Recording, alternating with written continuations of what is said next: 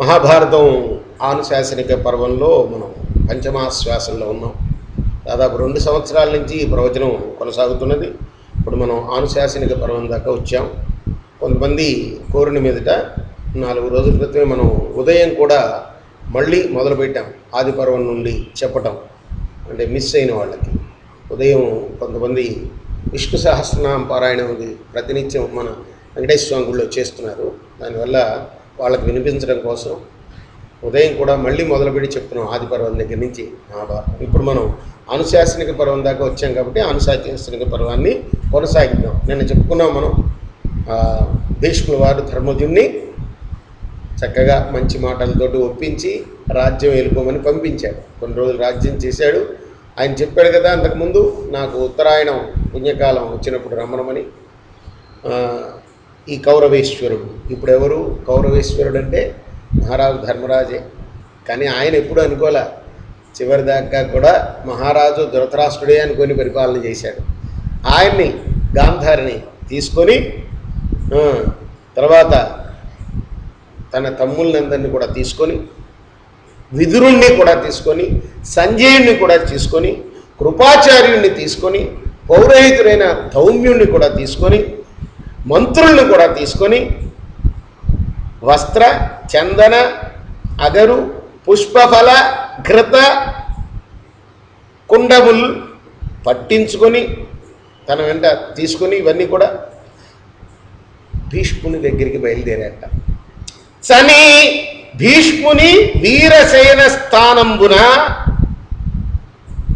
అంతదాకా వెళ్ళలే రథంలో. అనతి దూరంలో తేరు అంటే తన రథాన్ని దిగి ఆయన దిగడమే కాదు, కృష్ణుడు కూడా రథం దిగాట. ఎంత గౌరవం భీష్ముడు అంటే చూడండి. అలా రథావతరణంబులు చేశారు. తాను వారు పారాశర్య నారద దేవల ప్రభృతి పరమ సంయమి సముపాస్యమాన్యుండగు ఆ మాననీయం చేర. అక్కడ ఇంకా నారదుడు వారు అక్కడే ఉన్నారట, భీష్ముల దగ్గరనే. వ్యాసుల వారు కూడా ఉన్నారు, దేవలుడు ఉన్నారు. వీళ్ళందరూ మునీశ్వరులందరూ కూడా పరివేష్టించి ఉండగా అక్కడికి చేరుకున్నాడు ఈ రాజు ధర్మరాజు తన పరివారంతో. ఆయనకి నమస్కారం చేసి, ఆ దేవవ్రతుడు, ఆయన పేరు అసలు దేవవ్రతుడు కదా భీష్ముడి పేరు, ఆయన్ని ఉద్దేశించి, అనగవచ్చిది ధర్మనందనుడను ప్రణతి ఆచరించదా నా పలుకవధరింప అవసరం వేని విను సమయంబు వార్చి అగ్ని మొదలుగా తేదగునట్టివాని తెచ్చి తిరుత్విజుల్ వచ్చిరిహరియు నీతనయుడు ధృతరాష్ట్రుడును సమస్త బంధులు గల మహీపతులు విప్రులు పౌరజనులు ఎతెంచిరి సదయ హృదయ వీరి చూడుము కనువిచ్చి నావుడు. వీళ్ళందరినీ తీసుకొని వచ్చానయ్యా నీ దగ్గరికి, ఒకసారి వీళ్ళని చూడు దయచేసి అనగానే, అప్పుడు ఆ మహాత్ముడు అందర చూచి ఆ నృపాలు కేలు తెమల్చుచు మేలు చేసిది దైవయోగంబు కాదని వదవుటరయ్య మనుజనాథ మాఘ మాసంబు శుక్లపక్షంబు నా మనమున సంప్రమోదమ అవహిల్ల చేసి అని అభినందించి అతనికి అధిక హర్షమవహించే. ఆయన చాలా మంచి పని చేసావు నువ్వు, ఇప్పుడు నా దగ్గరికి వాళ్ళందరినీ తీసుకురావడం అని చెప్పి, ఆ తర్వాత ధృతరాష్ట్రుడితోటి ఇలా అన్నాడు, నీ కొడుకైన ధృతరాష్ట్రుడిని కూడా తెచ్చాను, పౌరజనాలందరినీ తెచ్చానని చెప్పాడు కదా. ధృతరాష్ట్రుడి వైపు చూసి భీష్ముల వారు, వేదశాస్త్ర పరిజ్ఞాన వృద్ధస్య వనములు కలిగి అశేష ధర్మములు ఎరిగి వ్యాస మునిపతి దేవరహస్యమర్థి చెప్ప విని నిష్కళంకత నొప్పితనగా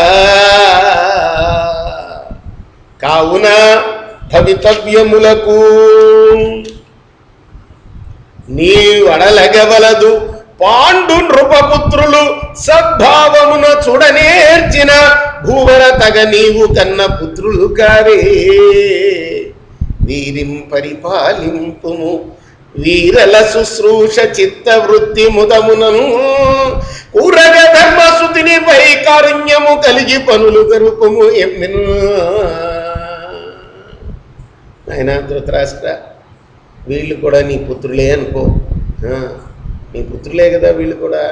పెద్ద తండ్రి పుత్రులు, పెద్ద తండ్రికి పుత్రులే అవుతారు కదా. వీళ్ళని నీ పుత్రులాగానే చూసుకొని ఆయన వీళ్ళపైన కారుణ్యం చూపు. ఏ నెరుంగుదు ఇతడు, ఈ ధర్మరాజు, నీ ఎడ ప్రియంబు భక్తియును కలిగి అక్రూర భావుడగుడ. నీవు వత్సలత్వమున నీ నృపతి పంచి పనులు గొనుము కౌరవ కుల భారదుర్యా. ఏ మాత్రం క్రూరత్వం లేనివాడు ధర్మరాజు, ఆ సంగతి నీకు కూడా తెలుసు. అంతేకాదు నువ్వంటే అత్యంతమైన ప్రేమ భక్తి ఆయనకి.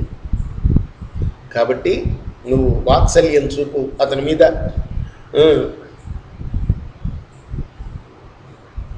అతను చేసే సేవలు నువ్వు గైకొంటూ ఉండు.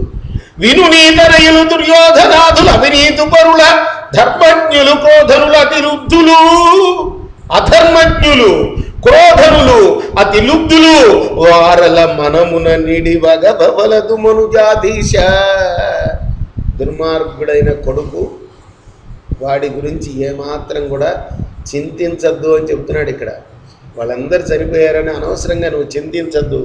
వాళ్ళు నీ తనయులందరూ దుర్యోధనాదులు అవినీతి పరులు, అంతేకాదు అధర్మజ్ఞులు, అంతేకాదు క్రోధులు. ఈ మూడు చాలవు దుర్మార్గులని చెప్పడానికి. వాళ్ళ గురించి ఎందుకే చింతిస్తావు నువ్వు?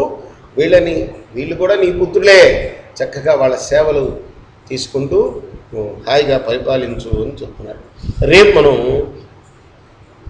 భీష్ముల వారు తన దేహాన్ని విడవటం కోసం శ్రీకృష్ణుణ్ణి అర్థించే ఘట్టాన్ని చదువుకుందాం.